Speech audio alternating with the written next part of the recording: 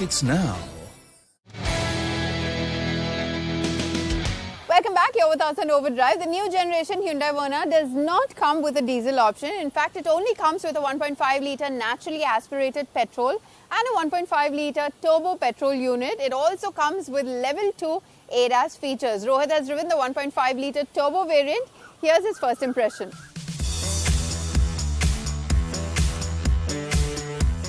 You may feel that 160 horsepower is a bit too much. It might just make the city driving experience of this Verna, which is ideally a city car, a bit too unnerving or, a bit too unpleasant in maybe, stop and go traffic or in slow moving traffic. But honestly, if you choose the DCT, it's not too jerky. It's not too bad even for crowded city environments. Now, I've been driving in the city all morning. There has been a bit of traffic. And there are different driving modes which can actually help you enjoy your drive better.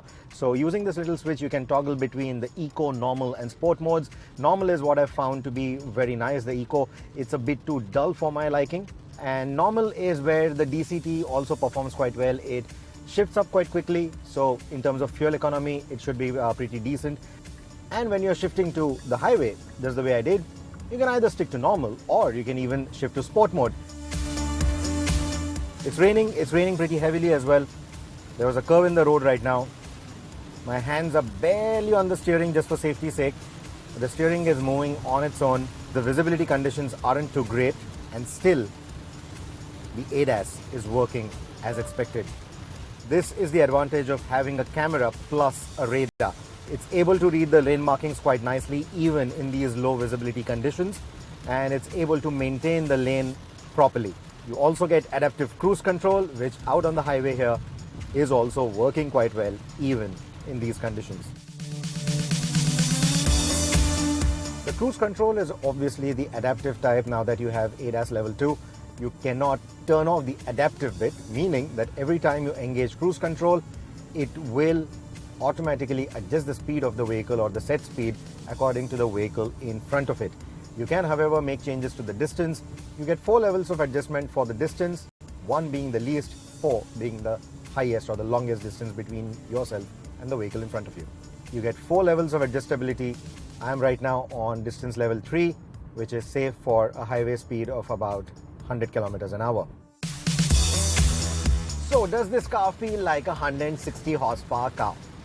Well, in a nutshell, it does. The downside is, to a few people, there is not too much drama associated with it. And when I say no drama, there's not too much sound coming off the engine. It's a humble 4-cylinder engine. But for where it stands, the 1.5 turbo, it is pretty silent. The cabin is pretty silent. So no drama or no oral drama there. In terms of the acceleration, the DCT, the electronics, they ensure that they keep things tidy even under hard acceleration. You don't feel any unnerving torque steer. You don't feel any annoying torque steer when you're maybe coming off a bend and going a little early on the throttle. So the power is very nicely in a very linear manner laid down to the road. So that's another plus. Add to that a suspension that has been given a very nice supple tuning. Add to that a steering that has been very well tuned too. And well, you have a car that feels really nice. It feels very luxury car-like, very premium in that sense. With sport mode engaged, the Verna claims to sprint from 0 to 100 kilometers an hour in 8.1 seconds. And even in the wet, our test car could put power down cleanly without the electronics kicking in and ruining the fun. The ground clearance of this car is between 165 to 170 millimeters. They aren't giving us an exact figure. So that's sort of comparable to the competition. But you also have a longer wheelbase on this. So on maybe taller speed humps, you have to be a little careful. You don't want to brush that underbelly often. On the turbo variant, you also get rear disc brakes, so the braking overall is quite nice. The feel of the brake pedal is nice and progressive. It's very confident. It's not too grabby despite having 4 disc brakes, and that's a feeling that I like. What I also like is the engine braking assistance that you get from the DCT. It's actually quite good. Even if you are in normal mode, the way it downshifts when you're braking, it's actually quite nice. Nothing gets too jerky. So the overall tuning of the brakes plus the gearbox is something that I'm really impressed with. We didn't get a chance to drive the manuals, but this engine isn't as rev happy as the Honda City, and the power seems to taper off beyond 5000 RPM. The refinement levels are comparable though. Should you take manual control of the IVT or the CVT, There are 8 ratios to choose from, but the automatic mode works best. Both these engines are geared to cruise comfortably at 100 km an hour with the engine speeds barely touching 2000 rpm. But Hyundai's petrol engines are known to be thirsty, and we expect the 1.5 to return between 14 to 16 km to a litre, and the 1.5 turbo to manage 16 to 17 km per litre overall. The high-speed stability is actually quite good. So whether you're choosing the turbo or the 1.5, the top-end variants are equipped with the 205 section tires.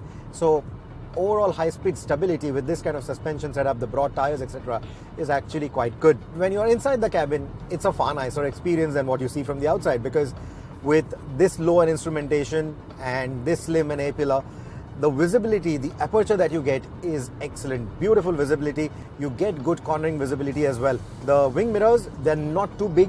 They are nice and sharp. They're a little wide, but not too large. There is a bit of wind noise coming off them, but they give you a good visibility in your mirrors as well. And you'll also see these exclamation marks on both the mirrors. That's basically the blind spot assist. So every time someone is in your blind spot, like there is a car right now, and it immediately tells me that there is someone in the blind spot. Of course, in India, there's always someone in your blind spot. So those lights keep flashing quite often. They work overtime. But yeah, the overall visibility is quite good.